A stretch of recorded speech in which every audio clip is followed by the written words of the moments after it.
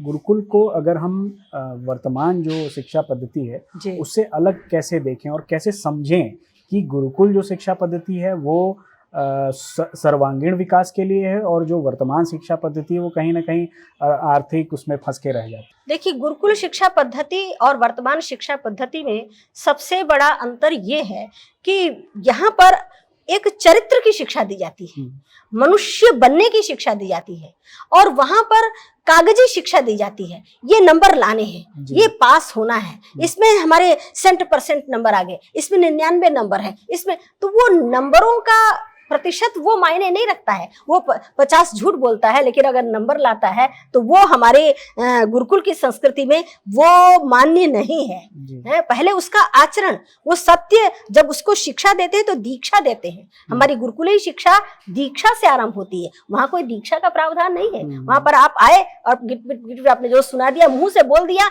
वही आप सब कुछ है। तो मुंह से बोलना तो जो भी सुनता है तोता भी दोहरा देता है, तो वो महत्वपूर्ण नहीं है। उसको जीवन में उतारना, और उसको जीवन में उतारने के लिए ही ये परिवेश दिया जाता है।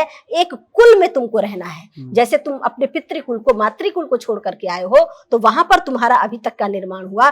यहाँ पर भी तुम्हारा एक कुल के अंदर पारिवारिक परिवेश में, संवेदना के परिवेश में। आजकल का बच्चा संवेदना से शून्य है। जरूरी नहीं अगर घर से उसको न मिले तो फिर वो किसी का गला काट के भी अपने काम को निकालने की बात सोचता है। तो ये संवेदना की बात, मानवता की बात, चरित्र की बात, केवल कागजी विकास सर्वांगीण विकास नहीं है। मैंने कहा वो आजकल के बच्चे ना व्यायाम में जाते हैं, पहले व्यायामशालाएं होती थी, वीरता को प्राप्त करते थे। आजकल कहीं कोई व्यवस्था नहीं, शस्त्रास्त्र की व्यवस्था नहीं, मल्ल की व्यवस्था नहीं है, व्यायामशालाओं की व्यवस्था नहीं है। लेकिन हमारे यहाँ गुरुकुलों में शुरू से ही शारीरिक भी, मानसिक भी, जैसा कि मैंने बताया, शारीरिक, मानसिक, बौद्धिक, आत्मिक विकास, ये चारों विकास होना ही सर्वांगीण शिक्षा है।